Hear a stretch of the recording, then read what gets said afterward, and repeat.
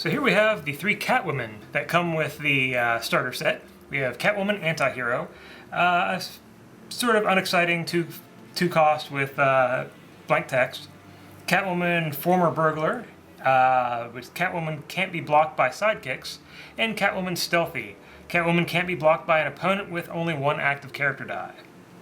Catwoman Antihero, she's only a 2 cost, so she's not that bad.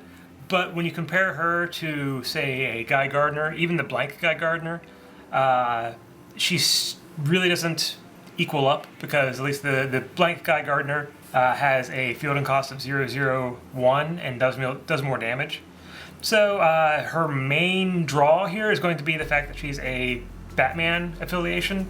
So if you can somehow take advantage of the Batman affiliation, well, then this will be the one you want to go with for that cheap, easy character to field early on. Catwoman Former Burglar, I think she could be used pretty well on pretty much any Batman affiliated team, because your opponent's likely to wall up with sidekicks, and you can go in and force them to only be able to block with their non-sidekick characters. So that could actually help get in some easy damage. With fists, you could use anger issues or the Too Big to Fly, which we showed before, to get through and do some early damage. With Catwoman Stealthy, Catwoman can't be blocked by an opponent with only one active character die. I don't think that's going to come up that often unless you actually were to use the End of Days and limit yourself to just Catwoman versus whoever your opponent has, and then she would be definitely be getting in for whatever damage. It might be a way to finish them off pretty soundly, but it's still a scary prospect of trying to do enough damage to kill them with her low attack stats. But still, it could be an interesting thing to build. So here we have the 3 Batman characters that come with the starter set. We have Batman, Natural Leader. Batman costs 1 less to purchase for each of your different active Batman affiliation characters. I'll come back to the global, because the global's the same across all 3. Then we have Batman, Terror of Crime Alley. Vengeance, when you take damage, spin each of your Batman dice up 1 level and deal 1 damage to target opposing sidekick. And last we have Batman Crime Fighter. Vengeance, when you take damage, deal 4 damage to target villain or Superman character die.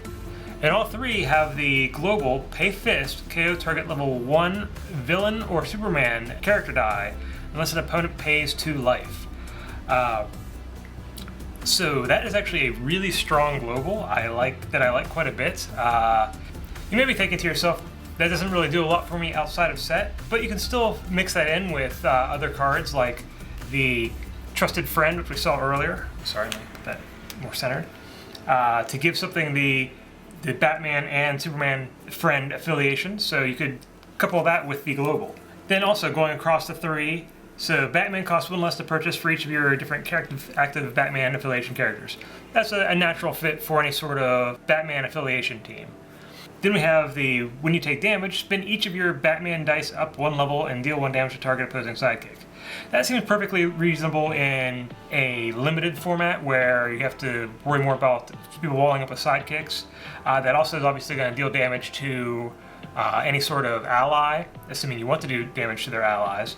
And being able to spin up Batman is really nice, especially since there's a lot of stuff that will field him at level 1, and you want him at level 1, I think, because with these fielding costs of 1, 2, 2, that 2 fielding cost is going to bite you a bit, for not much more when it comes to his strength.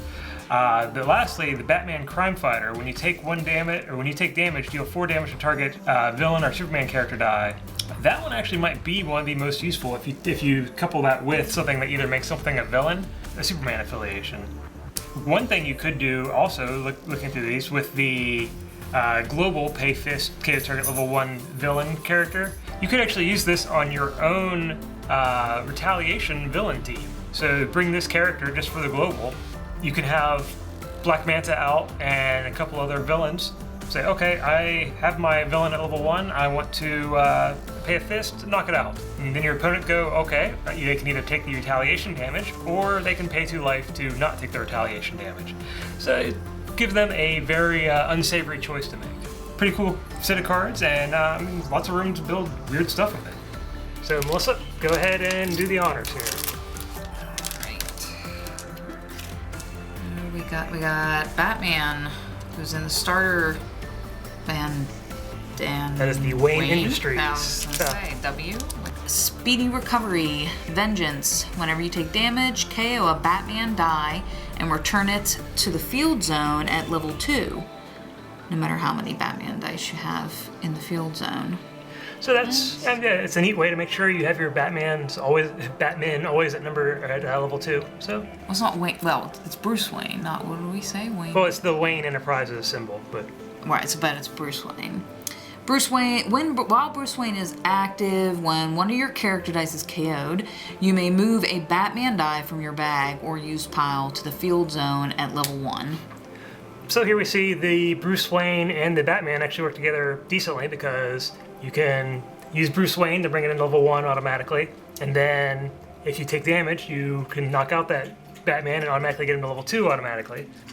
Yep, there we go. This installment, we have our 2 cards.